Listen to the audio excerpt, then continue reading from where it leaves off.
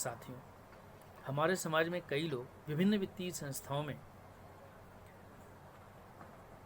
राशियां जमा करते हैं। मैंने अपने 36 वर्ष के बैंकिंग कार्यकाल में ये देखा है कि लोग एक बहुत छोटी सी बात को लेकर के बहुत ज़्यादा परेशान हुआ करते थे। वह छोटी सी बात यह थी कि लोग राशि तो जमा कर देते थे, लेकिन वो इस बात की परवाह नहीं करते थे कि उनके ना रहने के बाद उसका पैसा कौन निकालेगा। इस वजह से वो खातों में नामांकन भी नहीं करते थे। यदि हम राशि जमा करते हैं किसी भी वित्तीय संस्थानों में या बैंक में, कहीं पर भी हम राशि जमा करते हैं, तो पहला हमारा नैतिक दायित्व यह भी होना चाहिए कि हमारी जो राशि जमा है, हमारे ना रहने के बाद वह राशि हमारे उत्तराधिकारियों को आसानी से प्राप्त हो जाए। उसके लिए बैंक में और वित्तीय संस्थानों में एक बहुत अच्छी सुविधा है, वह है नामांकन सुविधा। उसका हमें लाभ उठाना चाहिए। तो मैं यहाँ इस वीडियो में आपको नामांकन सुविधा के संबंध में ही चर्चा करने के लिए हूँ। उसकी कुछ बेसिक जानकारियाँ मैं इसमें शेयर कर रहा हूँ। विश्वास है कि आप लोगों को वो पसंद आएगा। देखिए, नामांकन जो है, सबसे पहले तो हम ये देखें कि नामांकन किन खातों में होता है। तो मैं यह बताना चाहता हूँ कि नामांकन सिर्फ जमा खातों में होता है, ऋण खातों में नहीं होता है। और जमा खातों के अलावा वो लॉकर में होता है, सेफ कस्टडी में होता है। व्यक्ति विशेष के खातों में जो एक नाम से खाते खोले गए हैं, उनमें जो खातेदार है उसी के द्वारा किया जाएगा, एक ही व्यक्ति के द्वारा किया जाएगा। और संयुक्त नाम से जो खाते खोले गए हैं, उनमें जो संयुक्त हस्ताक्षर करता है या जिन जिन लोगों के नाम से खाता खोला गया है, उन सभी के हस्ताक्षर नामांकन करने के लिए करने पड़ते हैं। नामांकन जो है वो साझेदारी फर्म में, कंपनी में, क्लब, इन सब खातों में नहीं होता है। लेकिन यदि आपका सोल प्रोप्राइटरशिप अकाउंट है तो उसमें नामांकन हो सकता है।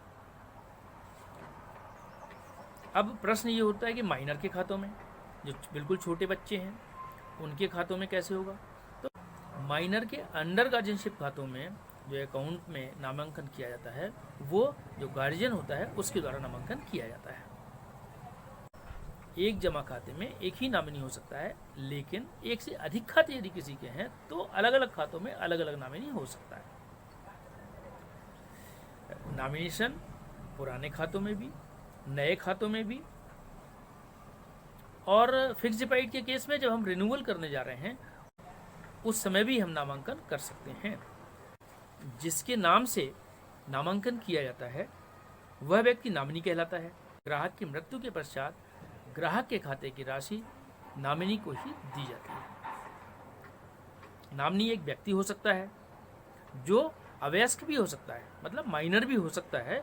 लेकिन यदि माइनर है उसमें नॉमिनी, तो उसके साथ में एक मेजर पर्सन को नियुक्त किया जाता है जो उसे उसके खाते की राशि को प्राप्त कर सके।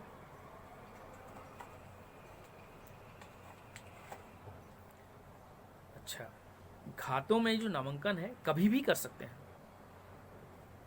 कभी भी बदल भी सकते हैं और कभी भी उसे रद्द कर सकते हैं। जब नामांकन बदलना हो तो व्यक्तिगत खाते में स्वयं खातेदार करेगा और संयुक्त खाते में सभी खातेदार संयुक्त रूप से हस्ताक्षर करेंगे, तो नामांकन में कोई भी चेंज हो सकता है। अब यहाँ एक बात ये जानने योग्य है कि जो नामित व्यक्ति होता है, नामांकन कानून के अनुसार वह नामित व्यक्ति खाते का न्यासी होता है, मालिक नहीं होता है। जमाकर्ता की मृत्यु जब हो जाती है तो खाते की राशि नॉमिनी को बैंक में या वित्तीय संस्थाओं में कुछ सरल फॉर्मेलिटीज करके उनको दे दी जाती है। और एक चीज़ और है, फिक्स डिपॉजिट के जो खाते हैं उसमें यदि फिक्स डिपॉजिट के खातों में मैच्योरिटी के पहले भी नॉमिनी को भुगतान किया जा सकता है, लेकिन नॉमिनी को एफडी के अगेंस्ट में कर्ज नहीं दिया जा सकता। अब यहाँ मैं आपको यह बताना चाहता हूँ कि ये नामांकन के संबंध में जानकारी शहरों में तो अधिकांश लोगों को रहती है, परंतु ग्रामीण क्षेत्रों में इसकी जानकारी लोगों को नहीं रहती है। इस कारण से वो बेचारे बहुत परेशान होते रहते हैं। मेरी यह सलाह है कि आप ग्रामीण क्षेत्रों में मेरा ये वीडियो अधिक से अधिक पहुंचाएं, ताकि लोग नामांकन सुविधा के बारे में समझ सकें और उसके महत्व को समझें। अन्यथा वास्तव में मैंने देखा है कि बेचारे छोटी छोटी सी बात को लेकर के बहुत ज़्यादा परेशान रहते थे। वकीलों के चक्कर काट रहे हैं, कोर्ट के चक्कर, यदि नामांकन नहीं होता है तो वकीलों के, कोर्ट के और नोटरी के, इनके सब के चक्कर बहुत काटने पड़ते हैं।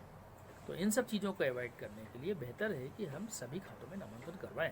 हालांकि आजकल तो नामांकन बैंक ने कंपलसरी कर दिया है, सभी खातों के लिए कंपलसरी कर दिया है, और जिसको यदि नामांकन नहीं कराना है तो उसको लिखित रूप से देना है कि हम नामांकन नहीं कराना चाहते। लेकिन फिर भी जो पुराने खाते हैं उनमें बहुत से खाते ऐसे होंगे जिनमें नामांकन नहीं हुआ होगा, तो आप अभी भी उन खातों में भी नामांकन करवा सकते हैं, और बिना नामांकन के कोई खाते छोड़िए ही, सभी खातों में अपने अपने नामांकन करवाइए।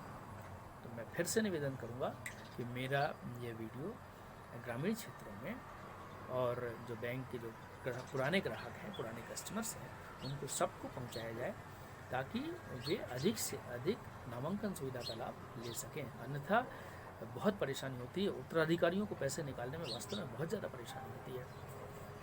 मैंने यह सोचा है कि रिटायरमेंट के बाद बैंकों से ग्राहकों को जो परेशानियां होती हैं उसके बारे में मैं ग्राहकों को जागरूक करूं, और जो छोटी छोटी समस्याएं जो होती हैं उनके बारे में मैं उनको अवगत कराता रहूं। इसी उम्मीद के साथ कि मेरा ये वीडियो आपको पसंद आएगा। नमस्कार।